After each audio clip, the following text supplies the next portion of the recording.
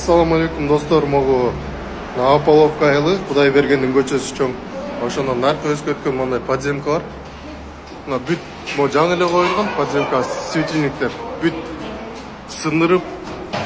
Мына биякта кичинекей балдар, кыздар өдөп кечкисин караңгы монтип талкалап кетишкен. Капкараңгы болду.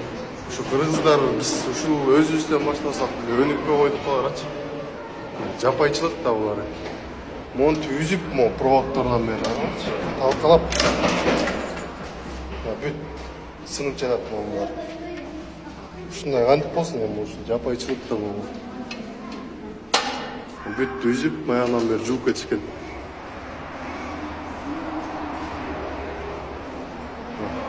Бияктан кечкисин кичинекей балдар өтөт.